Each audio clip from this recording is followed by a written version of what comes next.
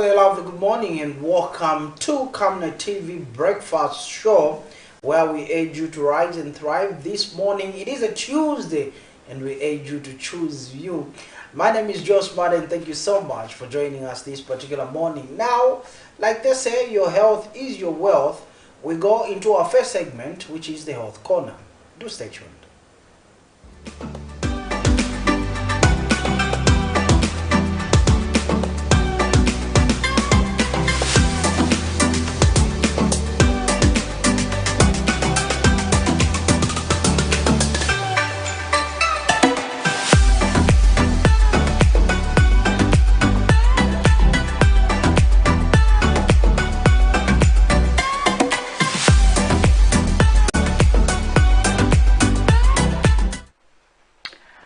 Hi, good morning and welcome to the breakfast show. And today we are on the health corner. We're going to be talking about stroke.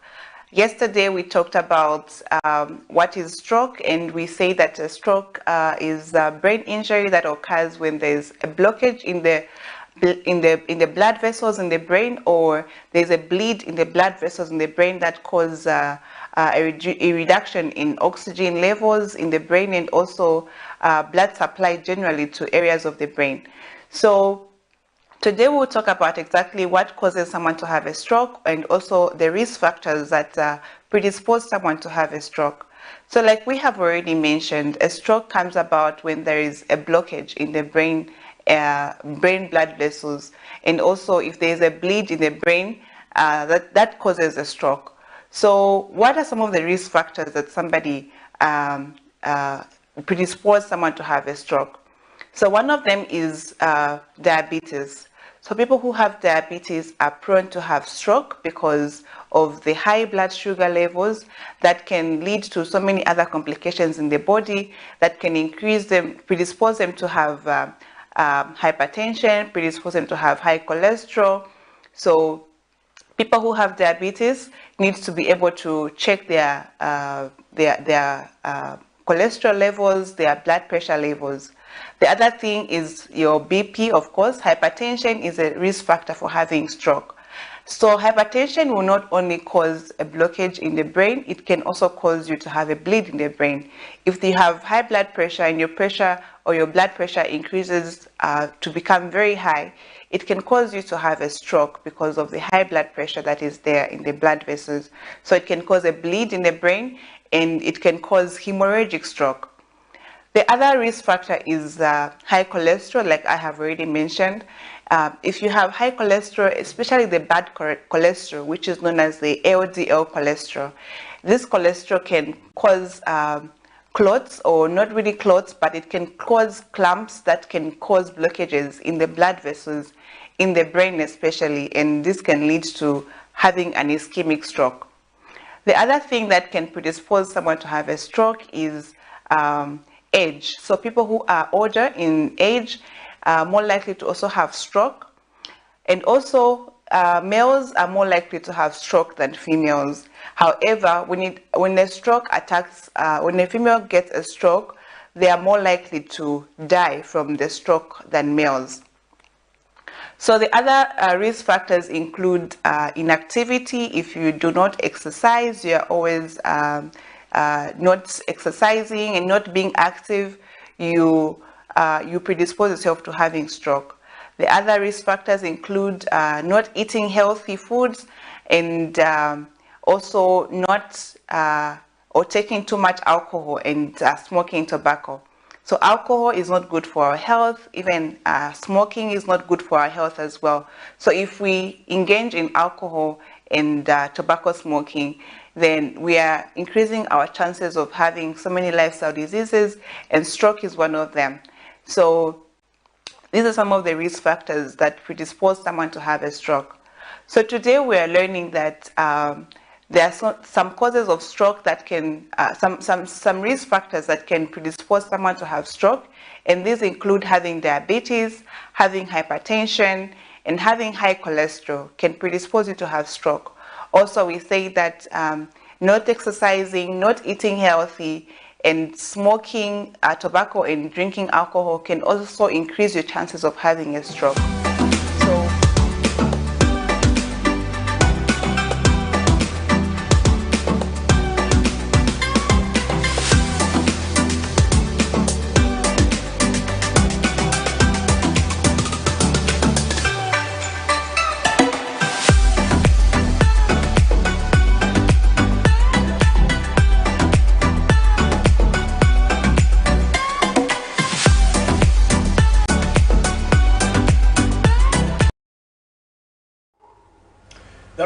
Dr. Nakubiana Mufaya, just diving us through into the topic, causes of the stroke. And I'm pretty much sure that you've picked one or two things with regards to what is very important in ensuring that we remain healthy. And let's get to look at the money market this morning as we get to look at how the kwacha is faring against major convertibles. There you have it on the screen. The United States dollar buying at 26.88 in Ngwe and selling at 27.41 in Ngwe. The euro is buying at 28.98 in Ngwe and selling at 29.55 in Ngwe. The Great British Pound is buying at 33.82 in Ngwe and selling at 34.48 in Ngwe. The South African Rand is buying at 1.46 in Ngwe and selling at 1.49 in Ngwe. The update really is at exactly 0742 as of today, the 7th of May 2024. And much talk obviously is going to be based on the United States dollar because most of the transactions are done on that currency, and we've seen that as of yesterday, the dollar was selling somewhere 27.33 in Ngwe, somewhere there, but we've seen that there's a slight increase in terms of it increasing to 27.41 in Ngwe, simply because business has resumed. And this also is indication enough in terms of what is happening when we look at the economic indicators vis-a-vis cost of living, vis-a-vis cost of doing business. And these are some of the concerns that have really been coming out, Joe, and time and again we've seen a lot of people also raise concerns when we talk about issues relating to fuel, issues relating to electricity, issues relating to food, issues also relating to the cost of doing business as well as cost of living in general. It's surprising, Nelson, because the cost of doing business keeps on rising, the cost of living keeps on rising. The kwacha against the dollar is still unstable. We were told not so long ago that the kwacha is going to do a bullish attack against other major convertible foreign currencies, especially or particularly the dollar. But the reality is different. 3 months in rather, we're still experiencing the same thing that stakeholders were afraid of, that the kwacha against the dollar is still going to remain unstable, and this will impact obviously the cost of living. And now we are seeing that electricity tariffs also have been hiked, and we continue to wait for a statement from government through the Ministry of Energy to tell us what is happening at Energy Regulation Board as the grapevine keeps on suggesting that Dr. Reynolds War has been fired and the Director General has been sent on forced leave. Yes. The grapevine keeps on suggesting that, and we can only leave this for members of the public to continue speculating as we await for an official statement from government. It has been obviously more than 48 hours. No statement has been issued, Nelson, to tell the general public what is currently happening. We continue to say this country, obviously, information dissemination needs to be effective and efficient, Nelson. People need to know what's happening. Definitely, people need to know what is happening. Just like you did indicate that, yes, the grapevine suggests that, yes,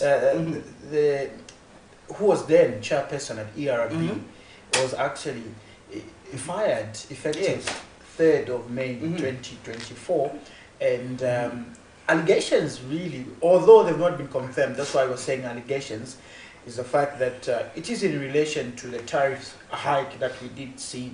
But now the question that lingers on people that have been following this discussion when it comes to the issue of management of the Energy Regulation Board is the fact that even with the Director General then in Yohan Mukabe being sent on forced leave, as well as the board chairperson in Engineer Reynolds Board being sent or being fired, does it mean that a new crop of leaders that are going to fill in these positions are going to bring the country's fuel situation to normalcy, or also bring about issues where the Zambian people now begin to appreciate some of the efforts that are being brought by this board? Because concerns really have been that we've not seen a stable pricing when it comes to the fuel commodity, because each and every one of us, really, for us to do one or two things, we need to trek from one place to the other, and it involves transport. And the moment you increase fuel, somebody also is going to touch on the aspect of transportation. The moment you also increase electricity tariffs, somebody also that is renting that shop is going to touch on the rentals. Exactly. They'll definitely say, okay, this increase, I'm the one that is footing for it. For us to strike a balance, let's get to increase this so that we reach at a certain point. Now, I think also this brings us back to the perspective of effective communication, because there's all these been allegations on the public domain, and no one has risen to the fore to clear out the air, give a clear position what is really happening. No, it can only be interpreted as taking Zambian people for granted, because you don't care whether you communicate to them or not. It's okay.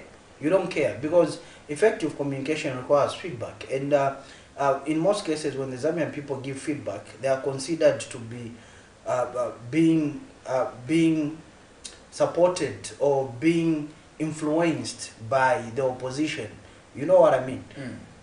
Feedback is feedback. You need feedback at the end of the day to know that you've communicated effectively, your message has reached. For you to get feedback, it means that whether it's negative or positive feedback, feedback is feedback. It means that you have communicated and somebody has responded, and we call that effective communication. But in this case, each time there's feedback from members of the public are accused of having being sponsored by the opposition. Somebody will even tell you to say, we have peace now, don't complain about the high cost of living, don't complain about the high cost of doing business, because right now what we have is peace. You are a peaceful person. Come on, Zambia has been a peaceful country since 1964. We know that for a fact. So when you start saying, Nelson, about the cost of living, the cost of doing business, and whatever is happening at the Energy Regulation Board, coupled with effective communication, it brings two things to mind. What works and what is right. Okay? So which one do we go for? Look, I can give you an example. Prostitution works, but is it right? It's not right. Okay? Corruption works for some, but is it right? It's not right. You see? Yeah. So at the end of the day, let's do the right thing. Let's do the right thing. Let's put out the right message out there for members of the public, for members of the public to be able to read, to be able to get this information and be able to interpret them, to interpret this message themselves. Because if you leave everything to chance, if you leave everything to speculation, what do you expect, Nelson? What kind of a country are we going to be? Over 48 hours, we still don't know what is happening at the Energy Regulation Board. Come on, this board is on our energy sector. The board, we are being told, the board chairperson has been fired, the director general has been sent on forced leave, and we don't have any communication from the Ministry of Energy, and you expect this just to slide and people to be quiet? No, we need the answers. We need to be told what really is happening at the end of the day. Let's do something that is right. Yes, we might be silent and say it has worked before, we went quiet on this matter, people didn't say anything, but is that right? The answer is no. People need to be communicated to. We go to Kalingalinga? Definitely. Before we even go to Kalingalinga, let's say a big shout out to one of our keen followers that are following via Facebook. And this is also courtesy of Kenneth Alombe, who is saying, morning presenters. Thank you. Morning. As well as Christopher Columbus from Kafue Estate. Good morning. Saying he's watching from there, right? And looking forward to hearing from them, as well as SG Hawanzi Shamitawa, all the way from Lusaga. Good morning. Good morning. And yesterday I was corrected by a viewer. I met a viewer yesterday around past 17. I met a viewer who stopped me and said, during the program in the morning, you said the box of tomatoes is 450. 450. It's actually 500. What? He corrected me. So you collected my wrongs and corrected them. So yeah, thank you so much. Let's go to Kalingalinga, Joe. I know we've been speaking to issues of energy. What does Kalingalinga this morning hold for us in terms of what some of the stories that might have been missed from our viewers or from the people that are following us as of this morning? Okay, when we zoom on our headlines, Nelson, we are being told residents in Lusaka's Kalingalinga compound have bemoaned the recent electricity tariffs increase by the Energy Regulation Board, ERB, especially amid the current power deficit the country is facing. In an interview with Camnet News, one of the residents, Royd Mwenda, a welder, has lamented having to buy power at exorbitant prices without fully utilizing it for his business operations, now owing to the long hours of load shedding the country is experiencing. Meanwhile, Small Medium Enterprise Association of Zambia has noted with concern the further calling for measures that will, I'll read this again. Small Medium Enterprise Association of Zambia has noted with concern the detrimental impacts of this development on SMEs, further calling for measures that will at least complement their needs despite the power deficit being experienced. We go on this particular clip. When we come back on the other side, we expect your calls and your text messages, and do engage us on our Facebook page, Camnet TV. We'll be right back. Effective 1st May 2024, the Energy Regulation Board ERB announced that it had approved the proposal by power utility company ZESCO to increase electricity tariffs for retail customers. This development has been received with mixed reactions among citizens across the country, especially small medium enterprises whose business thrive on electricity, as this to them meant buying more expensive power while being subjected to load shedding, which has already distorted their daily operations. Given this predicament, residents in Lusaka's Kalingalinga compound have bemoaned this increase that will seemingly make it even more hard for them to survive, especially amidst an already biting economy. Speaking to Camnet News, Royd Mwenda, a welder, has lamented the ordeal of having to buy expensive power and still being load-shedded. He adds that this development has proven difficult for him to navigate through and survive, as he has little or no business at all. Timing bazatuza ati yazaenda pa time yaso, for example wazakamba ati yazaenda 6:30 but tiwa ya late pa time yafuko bwelera hapo si time ya watu pass then tambira tuwafuna ikira futi maraiti so manje tizasebenza bwanji mawelders ife tipe mpako ku government kuka itandize nisibafana abafana ko zapeza bwanji drama. So at this time table waike ko sepa muzi tati tasenza ko sepa no bwino bonzi ozinwambiri washita benefit muri world. So maengati for example yaenda malaiti yaenda 6 hours ya kwera 20 hours maye wazasenza bwanje. Another resident, Duncan Lungu, has highlighted the economic challenges that he already has to deal with, which have now been coupled with the electricity tariff increase. Magaizi wane washita depend on power, it being fabrication mzio. Kulina benangu wane sense power alone, and then even at the greater area, malait mwane yaindera na schedule planning mwane yaindera mwane wakatingira mwane yabwerera bipeze kati kuli time yabwera usiku, so we fail to mitigate na mane muntu afunuka 7 and then all of the sudden inamvera chati futi waikira futi tariffs the way mwane watikulisira malaiters in units to make matters worse futi kuli load shedding. So I don't know the load shedding here, then again food to wake up of tina na matariffs are really high. Tizo watizibe manzi drought ya mene ya utimvula yenze ingono, but munga kuno Kalingalinga as one of the industries where Lusaka depends yenzo pemba ko good if possible, but the beef up security in macombons so that we are given electricity from morning. Meanwhile, the Small Medium Enterprise Association of Zambia has called on government to put measures that will at least complement the needs of small medium enterprises despite the power deficit being experienced. An increase in the electricity tariffs, although I understand why ZESCO would want to do that, because they need to sell their power and their revenue has gone down as a result of the load shedding. Their business is into selling power, but the increase in the tariffs will definitely affect the small businesses and small to medium enterprises, because some of them rely basically on electricity for them to function. Like you can see now, I'm unable to function, so I have to crank up a genset for me to work. So that would really definitely adversely affect not just small businesses but also the economy. Chanda Mwango for Camnet News in Lusaka.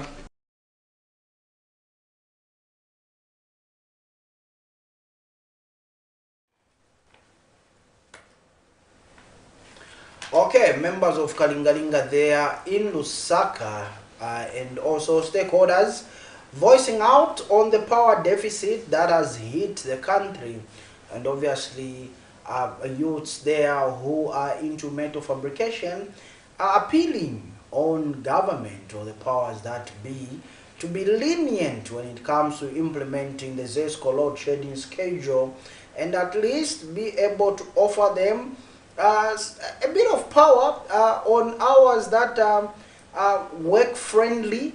Nelson, yesterday we were having a discussion that the most painful schedule is from 14 to 22. That touches on people's nerves. Because, trust me, if you don't have power at 14, you don't expect to have power at 22.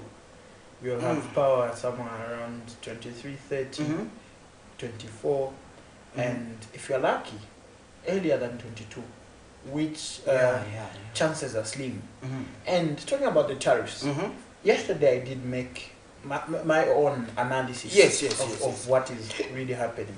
And I did mention to say, for me, the timing was wrong. We talked about that process where we had an independent company do an evaluation on the country's energy system and the tariffs and everything from 2019. Yes, from 2019. 2019, yes. Exactly. Made submissions, made recommendations before government, and indicated that, look, the tariff for Zambia is actually chasing investors away. It's not attractive. It's not attractive. So there's need for you to begin to change it step by step. Okay? And then it was approved last year in principle. This year is supposed to be a year of implementation. Exactly. And when you look at those ratios, we're talking about 9 ingwe to 15 ingwe as an increase. Now, with such coming from people that are affected on the ground, it goes to tell you that there's information gap, that the people out there are not understanding these things. And then look at the timing. It is at a time when the country is actually suffering from this disease in load shedding. Nelson, there's a disease in load shedding that the country of Zambia is suffering from. Who is monitoring this particular patient known as Zambia having been diagnosed with a disease known as load shedding? We want to know, like seriously, on a serious note, we want to know, Nelson, because look, nobody seems to care. Like for real, nobody seems to care. You know what I mean? Like I said, over 48 hours, no statement whatsoever. Everyone is quiet, minding their own business. Life goes on. You get my point? Everything is okay. Everything is okay. Now, if there's information gap there, who's supposed to churn or disseminate that information to members of the public? The president himself, during his last press briefing, which we expect him to address us this year, we're in the 5th month, he did make mention that there are information gaps when it comes to the party in government right now. There are information gaps. They are not informing the nation. And this issue of whoever feels he's a party affiliate to be standing up and begin to say, to comment on anything and everything, It doesn't make sense. There are ways of communicating, for crying out loud. That's the reason why people are put in positions. They are given these roles so that they will be able to speak to the people, so that they will be able to communicate to the masses out there. It doesn't mean if I'm a so-called spokesperson for a ward somewhere in Bowlen, then I'm able to speak even on national matters or anything because I'm a party affiliate. No, sir, it doesn't work like that.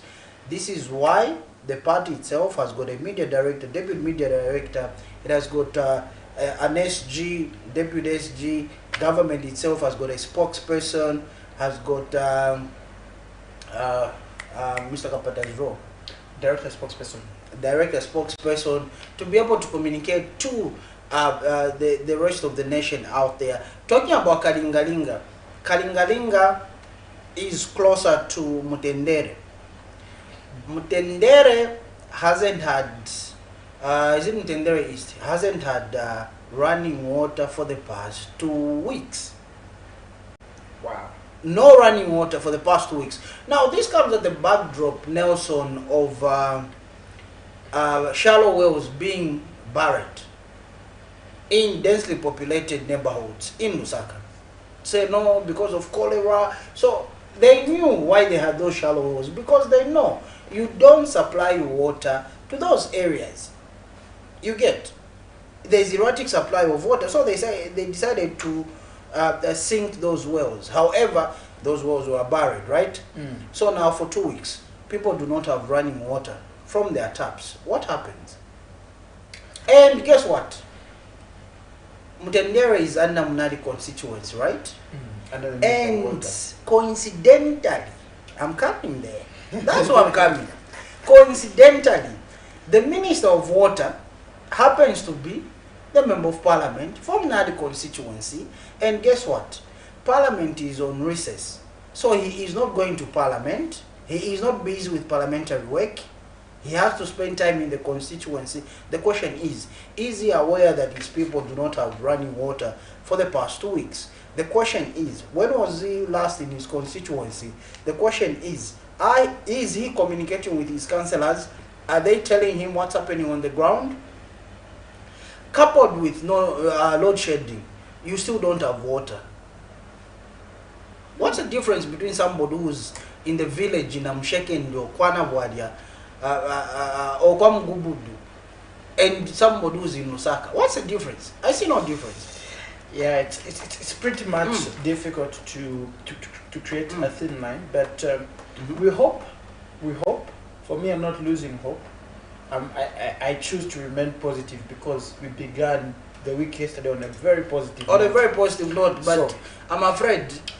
I'm trying to indicate that I'm going to remain positive and hope that we shall get communication from the side of government officials on the issues that have just been raised, as well as ensuring that these issues are not just swept under the carpet, because the issues of national importance and affecting residents, affecting a lot of real people out there.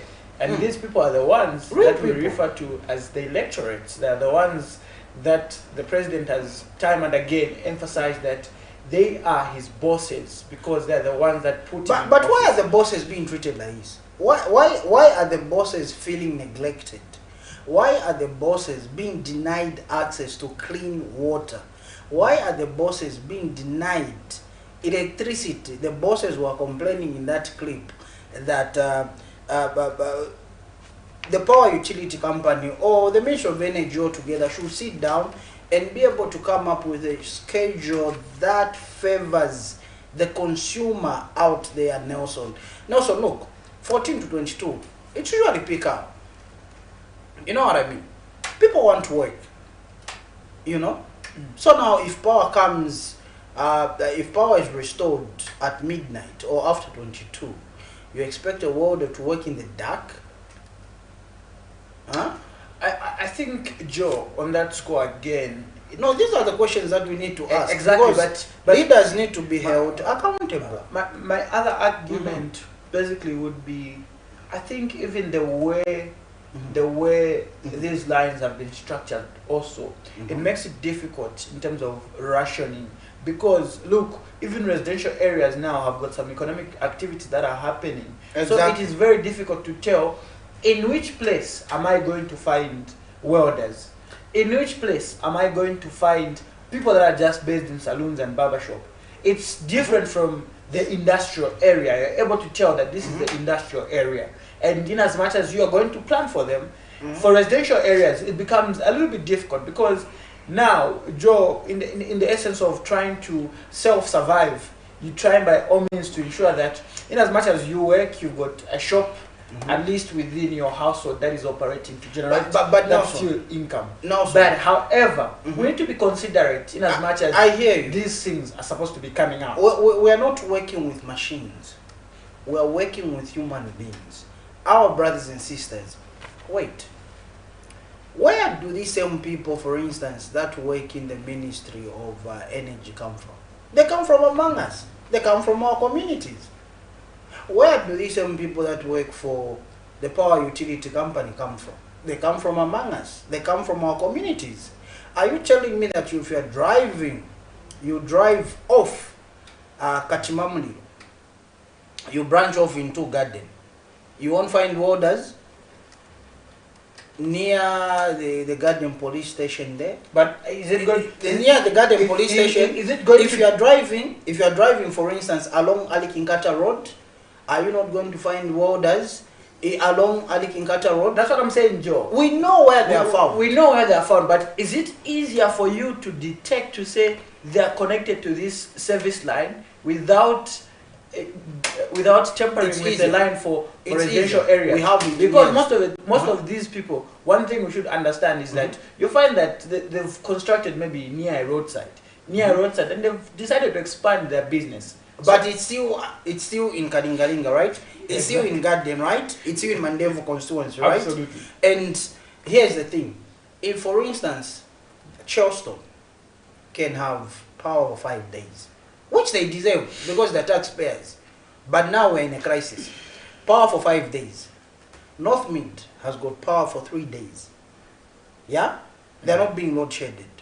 Then you have other areas that are being load-shedded more than 10 hours. What are you telling us? That's a concern. Yeah, and like the bosses, you are referring to them as bosses. Yes, the bosses in that clip were saying, can we be, there's a word that you used yesterday, proactive. Yes, they need to be proactive. For you to be proactive, it means that you have to plan ahead. But if you're going to be reactive each and every time, you are reactive to every situation that comes, it means that you lack planning and you should go back to the drawing board. You get? So if, for instance, there is a proactive approach to the power deficit that has hit the country, we would be considerate in how we load shed these areas. If you're going to say, okay, fine, we're going to load shed for 10 hours. Why can't you say from 6 to this hour, 5 hours, we give them enough time to allow people to work, those in salons, barbershops, butcheries, whatever. Then after that, we'll load shed.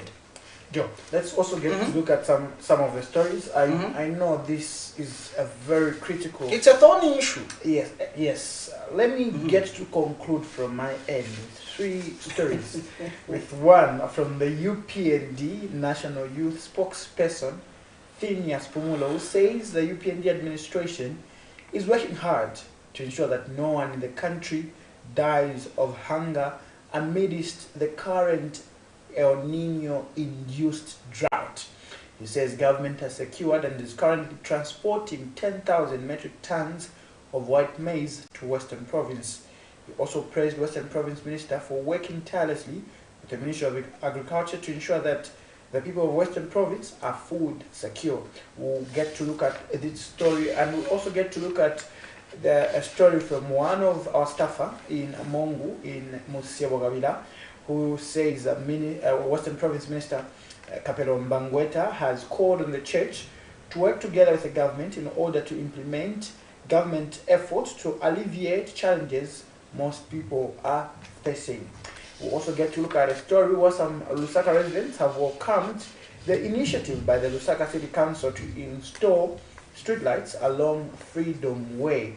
I hope that this time around also issues relating to maintenance are going to be looked at, because we've had issues where you pass into this road, you find that the traffic lights are not working. Yes. And it takes more than 3 weeks or 3 months for that problem to be rectified. You ask questions now, where is the council? I hope even as much as this initiative is being spearheaded by the Lusaka City Council, maintenance also is going to be at the helm. They should be monitoring, yes. At the helm of this, because really, it inconveniences people. How I wish you are able to see this. And this is the capital city. How I wish you were able to see the situation I found myself on a Saturday. On a Saturday, just around 10 o'clock, just as you drive towards the Kafua roundabout, the traffic lights were not working on Saturday. There was huge traffic. Vehicles were unable to move. No police officer or traffic police officer on site to help out with the situation. I've told you, nobody monitors, nobody cares. That's Joe for you. Let's get to look at those 3 stories rather, and then we'll be back on the other end, even as we get to sum up, as well as also be hymned in hope that our guests will be in, so that we also get to have a perspective from their end in terms of the current happenings in the country. Keep it on Camnet. Remember, Camnet TV is not just another channel, and it is your #1 community TV station in the country. The rest are counterfeit. As a party, we are very much happy that the government has secured 10,000 metric tons of maize for Western Province. We are very much aware that Western Province alone, they have got in excess of 8,500 metric tons of maize. True to the President's word, the President assured the nation that he is not going to allow any citizen to die of hunger. And this is a clear indication that the President is walking his talk. We want to thank the Minister of Agriculture and the Minister of Western Province for making sure that the people of Western Province, no single person is going to be allowed to die of hunger. This maize that you see here, it is going to be distributed in the district of Western Province, those districts which were badly affected with drought. We want to encourage the government. We know that this project is going to be spread in all the 10 provinces. We as a party, we want to encourage the government to continue on the right path that they are doing. We are very much excited. The people of Western Province here in Mungu, they are very happy to see these trucks here packed. They know that they are secured. They know that they have more than enough grain maize in their province. And this is what the President, Hakainde Chirema, keeping the promise. The President made it very clear that he's not going to allow any citizen to die of hunger. And through the Minister of Agriculture and the Provincial Minister for Western Province, they have made sure that the deliveries of white maize here in Western Province, they have started. West Zambia Conference SDA held its conference rally in Mweke campsite in Mungu district of Western Province under the theme, I will go serve the community with a difference. Opening the conference, Western Province Provincial Minister Kapilomba Ngweta has called on the church to work together with the government in order to implement government effort to alleviate challenges most people face. Speaking after opening the conference, West Zambia Conference SDA Church donated 3 refrigerators worth 27,250 kwacha to Mungu Correctional Facility. The minister further urged the correctional facility officers to put the donated item to good use. We would want to encourage you to continue with that spirit of service to the vulnerable. I've been requested to say that the items should be put in the area the way they ought to be and not elsewhere. And to those who have the opportunity to do skills while here, please make use of the time, because there are a lot of opportunities now outside through the CDF. So let's make use of those opportunities widely. West Zambia Conference SDA Executive Secretary Pastor Kayongo Ndala had this to say. As a church, we collaborate with government trying to alleviate the trouble that we find in society through whatever we are able to do as a church. But as a cooperating partner, we know that we have our share also to help the government in saving our people. These mothers donate their little, the little that they have out of their poverty, to make sure that others who are so vulnerable, maybe more than them, are also helped. But as a church here in Western Province, we always, almost every year, provide some help, especially to the prison, and I should think that we have adopted the prisons. Meanwhile, other notable speakers are Rachel Mwisia, West Conference President, Mungu Correctional Facility Officer in Charge, Senior Superintendent Dennis Mbewe, and inmate representative appreciated the gesture, saying it will go a long way in mitigating some challenges the facility is going through. Kacha kututaka chona musali kimutusi chona isinge mutusi kamanyalo kono musali ibe mutusi ibe mwanaha kueleza mina babona bana kumieleza kuli sikasa sikaluka always any handy. We really appreciate you, sir. Shouldn't try up brokers mothers. You have been always a friend. Wherever we are in need, we learn to you, and that should continue.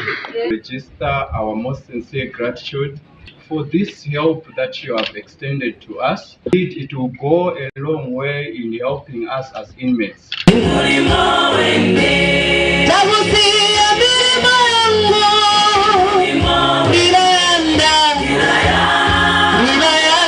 Mungu Correctional Facility has 775 inmates. Museva Kabila, Camnet News in Mungu District of Western Province. The Lusaka City Council has been allocated 700,000 kwacha through the 2023 Constituency Development Fund (CDF) under the Lusaka Central Constituency. The project, slated to commence this year, is currently at infant stage, allowing for a transparent and competitive process among contractors. The bidding process is key in ensuring that the local authority selects a competent and reliable contractor to execute the project efficiently. Speaking to Camnet News, Lusaka City Council Assistant Public Relations Manager Nyambe Wulumba says the investment demonstrates Council's commitment to creating a safe and more attractive city for our citizens and visitors. Council, we've set aside 700,000 kwacha to put up street lights in the central business district along the Freedom Way. This particular project is being funded through the Constituency Development Fund for 2023 allocation, specifically under the Lusaka Central Constituency.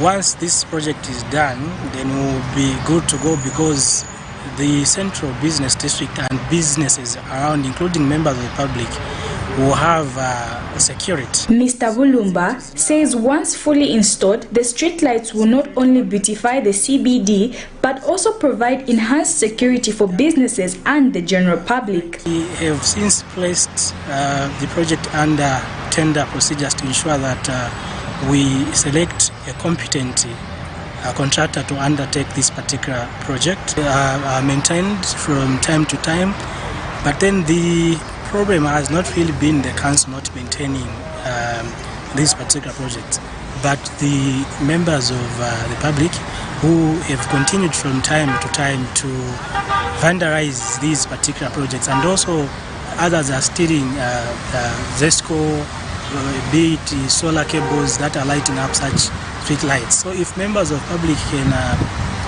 desist from stealing and vandalizing these projects, then we'll be good to go. Some members of the public tell this journalist that they're excited to see Freedom Way lit up at night, as this will improve security for both businesses and the public who are prone to attacks from junkies during the night. I see it to be welcome move in that it's going to intensify security, and it's going to help in that this time around we're experiencing load shedding, but I believe those will be using solar.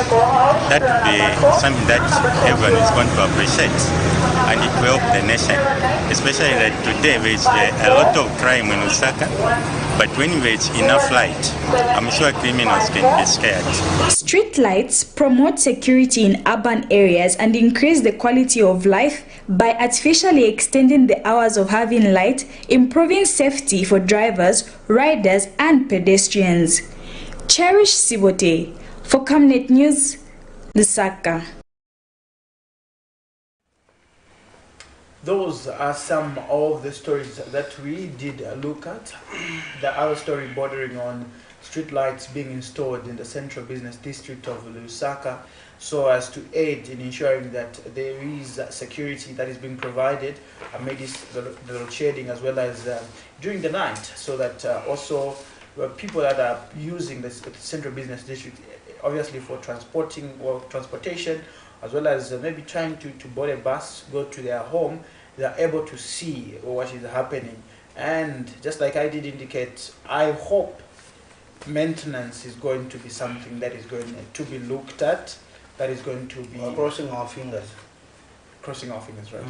Or crossing our fingers. We've crossed our fingers. Joe? I saw a story coming all the way from Mongo, Barotseland, of the people, western part of Zambia. Your friends? Your brother? Yes. In Musia Wakawina? Yes. Yes. My brother, they are bringing a very good report. But I want to find out, the UPND, is it spokesperson, Lusaka spokesperson, Phineas Pumulo, he's talking about maize. Has he taken time to look at the roads, including the road that he was traveling on when going to Barotseland? Did he take time to look at the road when you just leave the national park, how dilapidated that road is? I think for me, that was the key.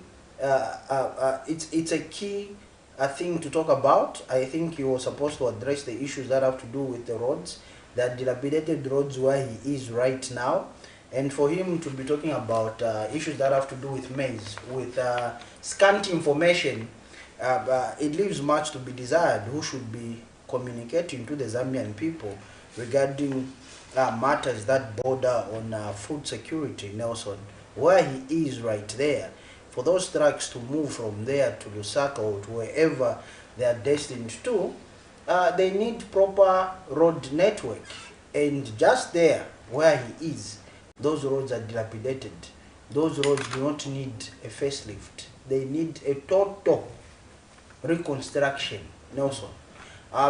You find that there are roads, Nelson, since 1964. They haven't been worked on. The Lusaka Mungu Road is in a deplorable state. I just wish that government officials, when they were going for the Kuomboka ceremony of the people of Barotseland, they would have used the road to go there so that they witness how our drivers from intercity, the bosses you call them, the bosses, because they are the voters, how deplorable that road is. Now, so you can't have your drink in peace. You can't have your drink in peace because the road is bumpy. You can't have your drink. It's more like you're on a good string. Have you ever been on a good string? Obviously, yeah. Yes. That's how the road is. You can't even call it a road. So you can still compare the situation to how is it the Chienge Road? Precisely. Wow. Precisely. It's bad. It's bad. When you're driving in the night, drivers, if for instance you are inexperienced or you're going there for the first time, the passengers themselves will tell you, please, let's just park. Early tomorrow morning, we'll start off, we'll resume our journey, we'll continue, but let's just park. Imagine these Marco Polo, the Zongtong, these big buses, the Higers, where you're feeling as though you are in a highest, and yet you're in that big bus. It goes to underscore a very sad point that the road network is terribly bad in that area. And I'm surprised the Minister of Western Province didn't even touch on that when he was talking to the church. He should have spoken to a church and urged them to be able to communicate to government officials to work on those particular roads. It's a bad sight, Nelson. It's really bad. Bad sight indeed. Let's get to look at some of the stories that you have. I know there's a story that must have been from the Patriotic Front that were demanding for the Vendata resource minerals due and the Konkola copper mine to be published, alleging that there's corruption. And I did that story, I think. You did this particular story, Nelson, and of course I'll be finding out from you when you are interviewing these individuals or when you attended this particular briefing. What was really the mood? Let me find out from you before I even read the contents of this particular story. What was the mood like yesterday during the briefing? Because we have two PF factions. And remember, the Mao Samba faction has issued a stern warning. For those that have endorsed UKA, he has given them, is it 24 hours? 48 hours. Those flirting with UKA. Those flirting with UKA. 48 hours to rescind their decision. Or risk being suspended. Or risk being suspended. But speak to the press briefing yesterday, Nelson. Yeah, the press briefing was quite okay, I would say. Okay. Because according to the faction Secretary General of the PF led by former President Edgar Lungu, they're indicating that they've reformed. Being at their secretariat now feels like you're at a hotel. So it was held along Lumumba Road? Yes. At the PF secretariat? Yes. Okay. Feels like being at a hotel. Those were words coming through from Mr. Nakachimba. And we did go there for that briefing. They did what they did. A lot was said in terms of some changes that they've made at party level, as well as now coming to issues of the country's runs, as well as issues related to the economy, where they were alleging that so long as Zambians don't have a bigger stake on the mines, it's going to be very difficult to see the kwacha stabilize, because Zambia's economy is much dependent on the mines. So if we don't have, as Zambians, if we do not have our hands on the operations of mines, it's going to be very difficult to stabilize the kwacha. And then they moved on, demanding government that they publish the Konkola copper mine as well as Vendetta Resources deal. Remember, this is a deal that was struck sometime back in September 2023. Should have been on the 5th of September, to be precise. Minister of Mines and Mineral Development in Paul Kaboso did mention that decided to give back KCM to Vendetta Mineral Resources after a protracted talk over the operations, because we know that Vendetta and the government through the CCMIH were in court over this particular issue, and then they decided that we're going to settle it out of court. And then from that, people have been expecting that things are going to actually normalize. Now, the PF in this regard are alleging that there is corruption that is being involved, demanding government to publicize or print or publish the actual deal to the people so that everybody is able to read, citing Article 210 subsection 2 of the Constitution, that when such deals are supposed to be done, there is need to take those things to Parliament. But in this regard, they're alleging that the Mopani deal with IRH, as well as that of the Vendetta Mineral Resources and KCM, was not presented to Parliament. So how genuine is it, and why was it not presented to Parliament? Those were some of the allegations. And then on top of that, also we also saw a lot of allegations being made, and I must make mention that prior to the story airing at our 1930 bulletin is the fact that we tried to also get response from different government officials, to start with Minister of Mines and Mineral Development, Mr. Pokawoso, whom we called I think 3 times, didn't pick up. And then we decided to shift to the Permanent Secretary in the Ministry of Mines and Mineral Development in Mr. Apenda Kabeta, who did advise that, you see, there's a certain pedigree that you follow when certain issues actually arise. And in this regard, the advice was that I should call the Minister of Mines, who at the time didn't pick. Okay, and then after looking at how I was shifted from one end to the other, I decided to shift to the party spokesperson, who's also Minister of Information and Media, in Mr. Cornelius Moto, to just seek clarity on the issue, or what was the position really of government against these allegations that were made. And I remember having a conversation with the minister who did indicate that at the time he was concluding a meeting and he would get back in real time.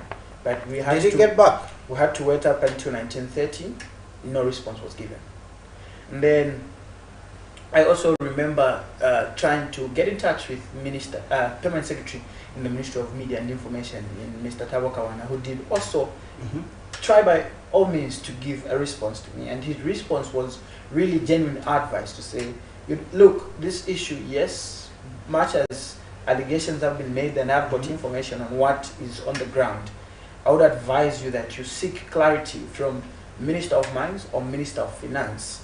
These are the ones that are going to give you a clear-cut position, because what I might tell you is that from the government side of things is this position, but later on you would find that another statement might be issued that is in conflict with what I would have said. So meaning that there would be some information disparity. So to avoid that, there's need that you either call the Minister of Mines. So what does that tell you? What does that tell you altogether? What does that tell you after attempting to speak to those government officials?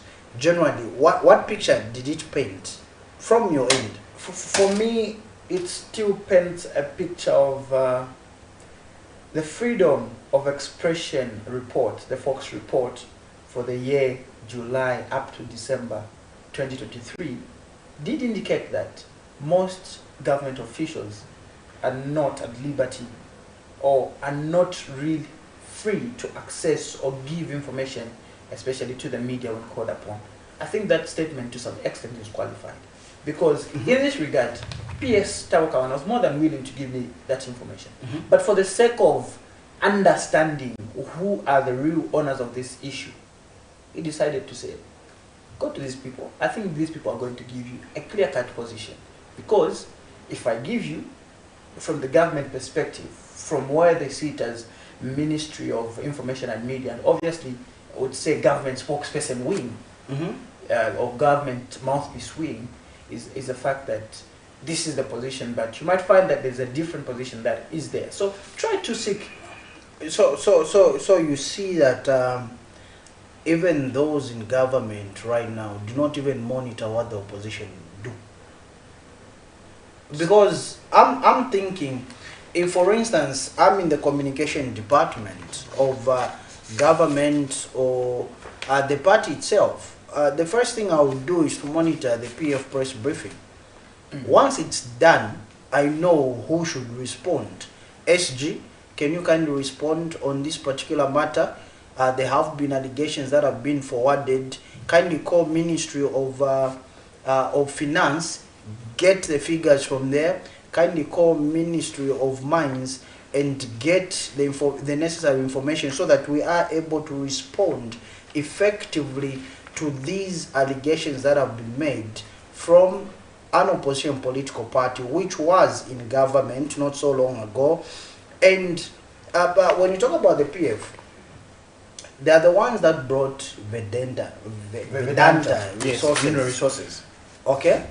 And in 2020, August, former President Edgar Lungu, during the parliamentary address at the National Assembly, did make mention that, I remember that speech. If somebody can avail that speech, there is this paragraph in there where I did make mention that when it comes to a negotiating table, mining companies always twist government's arm when it comes to signing these mining contracts. So I feel, excuse me, having been in government, the PF should know better what normally obtains. Okay? But then again, they are right when they say the Mopani deal, the PF faction, the Mopani deal did not go through Parliament rather, through National Assembly. Because according to, is it Article 2? 210. 210? Yes, subsection 2. Yes, subsection 2, thank you. It clearly stipulates that a national asset, whether you want to privatize it, whether you want to sell it or to dispose it off, it needs to have the approval of what? Parliament. And that did not happen. And on that one, yes, they are right. That was supposed to be done so that the people of Zambia have a say in their selling of their national asset, because these assets do not belong to a party, do not belong to an individual, they belong to the people of the Republic of Zambia, okay, who are represented, by the way, in Parliament. And Joe, there's this argument that one of my colleagues or one of my relatives likes to put up, to say to some extent, he's looking forward to when the country will be able to operate beyond partisan line. Because remember, this Vendetta Mineral Resources was an enemy of the people when the UPND were in opposition. So what has changed? They criticized it. What has changed? They called it names. What has changed? And then, while in government, they've flip-flopped. Exactly, yes. They've changed camp. Vendetta is now a darling. A darling is now an angel. Okay? So now he was asking me to say, since you got a liberty at times to have conversation with politicians, are politicians really genuine people, or are politicians really interested in the interest of many? I'm sure he's watching. Let me answer that question. They take people for granted. Most politicians, there are some kind-hearted, good-hearted politicians out there, a few of them, but most of them take people for granted, especially when they have power. They become arrogant. Now you can imagine, you are calling somebody 3 times, they're not picking up. If, for instance, I miss calls on my phone, I have the liberty, not the liberty, sorry, I have the courtesy. At the end of the day, I begin to go through my phone. I begin to call strange numbers. Oh, I missed your call, I missed your call, I missed your call. You get my point. Now this is... And I think from those that are in government... A high-ranking official. I would say Minister of Finance, Dr. Stubakotwana has been very good when it comes to effective communication. If you call him and then he misses your call, definitely he's going to revert. So is the case with Permanent Secretary in the Ministry of Media. I think I've had good experiences with them from my end. Wonderful, wonderful. But generally the whole picture is that there are information gaps. Those individuals that you spoke to, why they couldn't communicate, let them not begin to sugarcoat words or begin to massage words and say, if for instance I respond to you, there will be a different statement being issued. The bottom line is simple. They lack information. There's no information that has been availed to them regarding the allegations that the PF made. And I think that's the reason why the PF made those allegations, because they know for a fact there won't be any response coming from government officials, because there are information gaps. Nobody knows what took place. That's the picture I'm getting from you. Even our viewers out there, I'm sure that's the picture they are getting. Because if you're going to call a permanent secretary is known to be a technocrat. You have the information. You have the information. You know what transpired. All you need to do, I'm the PS in this particular ministry. Here is the information. Just give me 10 minutes. Let me gather the information. Here you are. That's the reason why stakeholders have called time without number to have the Access to Information Act be operationalized, Nelson, so that instead of me troubling the minister who doesn't want to pick up my call, who doesn't want to return my call even when he misses my calls, it's better I go to the ministry, I'm availed with that information, I come back, I write my story and be able to educate the masses out there, inform my viewers out there, Nelson. It ends there. I won't bother any PS who doesn't have information to tell me. I won't bother any minister who says I'll get back to you. He doesn't get back to me. It's time for news. We don't have a balanced story.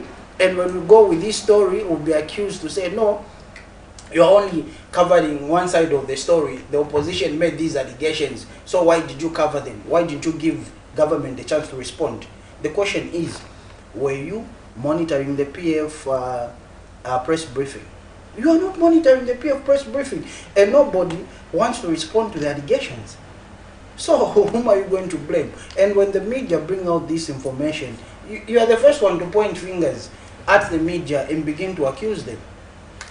So who is to blame? We've got some few minutes to conclude. Okay, so let's go on this particular story. The same one that you gave a background to, where the Opposition Patriotic Front, PF, has demanded that government publishes the Vedanta Resources deal before it resumes operations at Konkola Copper Mines. We'll go on this particular clip. When we come back, we are winding up. Do stay tuned. On 22nd December 2023, the government announced that it will hold 49% shares in Mopani Copper Mine, while International Resources Holding (RSC) Limited will hold 51% and invest over $1.1 billion as a strategic equity partner. As per the agreement, IRH was, among other things, expected to inject funds into the mining company, which will be used to stabilize short-term working capital, fund the completion of the mining development projects, restructure its balance sheet, and reset the existing relationship with Glencore. News much to the excitement of Zambia's Republican President Hakainde Hichilema. The Mopani transaction has been signed.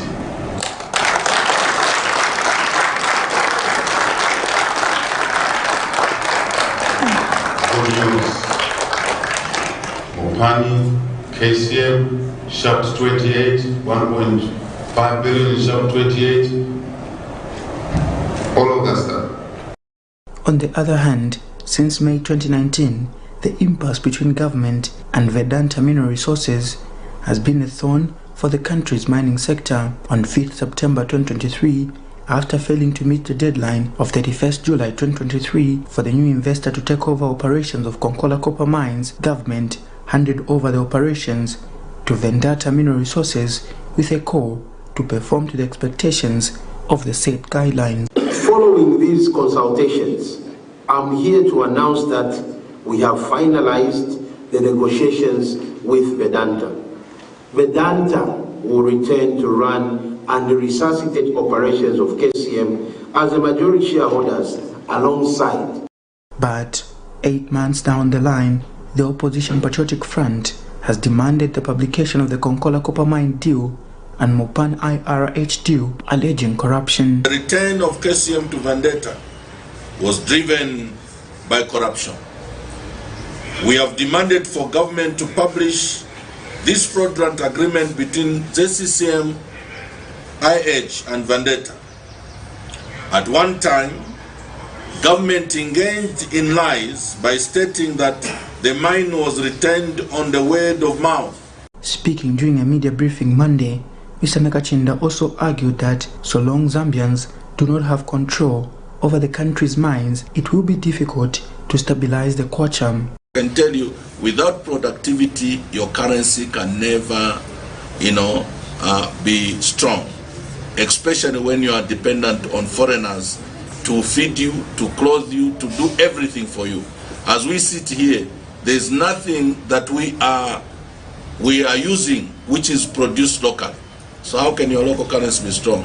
And then you have a government that is looking to foreigners. However, efforts to get a response on the allegation from government officials such as the Minister of Mines, Information and Media, among others, could not bear fruits by broadcast time. Nelson Zulu for Camnet News, Lusaka.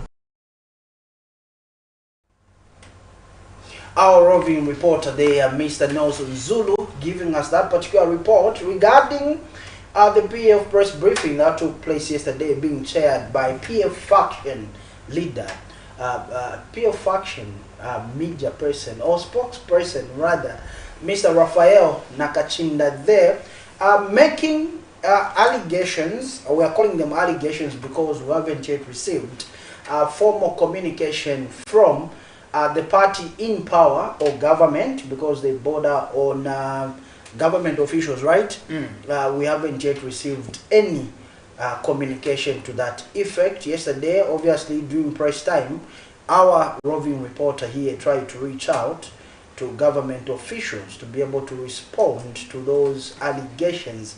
However, his efforts proved futile, as there was no response during broadcast time, and those that attempted to answer didn't give answers. So yeah, that's the story right there. Nelson. But we hope that a response might be given as of today. I'm aware that there must be some activity that is going to be happening for the ruling UPND. Nowadays information is in real time. It's in real time. So the hours, the time you take to respond to an allegation or an attack from your political opponent, it simply means that the public will be able to consume that particular information and be able to formulate judgments from there. And when the public gets to form their own decisions based on that information, which you might feel it's not accurate, it's not factual, it's hazy, it's neither here or there, you are to blame.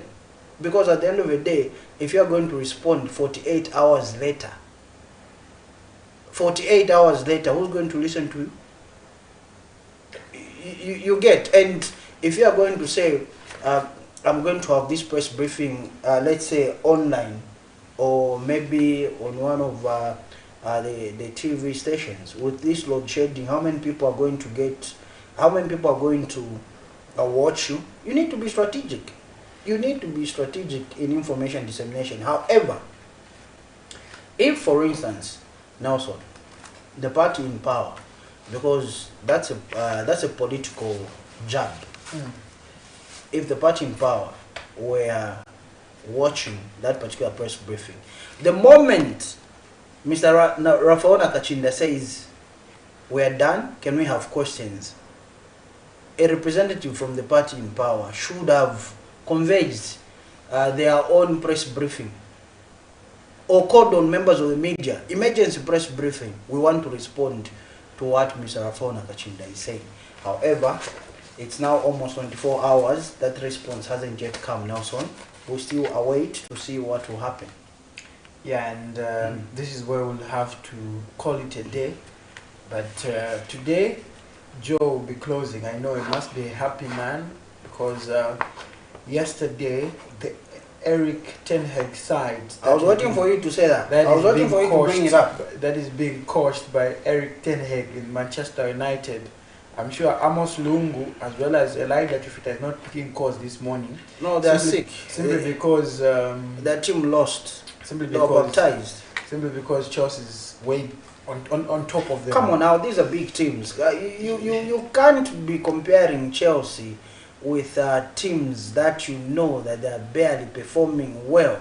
And in fact, it's a misrepresentation of people with bald heads what Eric Ten Hag is doing, because we are known to be high achievers, we are known to be proactive, we are known to be serious with what we do. However, Eric Ten Hag is disappointing us, the board, seeing his humiliating defeat yesterday by Crystal Palace 4-0. 4-0. Manchester went down, and the day before Chelsea won 5-0. So let's begin to keep those records, and let's begin to remind ourselves who owns London. And you know that we're the pride of London, right? We are the pride. May I of remind London. you, sir? And surprisingly so is that Tuku is the major contender to take over Man U United just after Eric Ten Hag. And I hear Bayern also wants Eric Ten Hag. And Bayern wants Eric Ten Hag.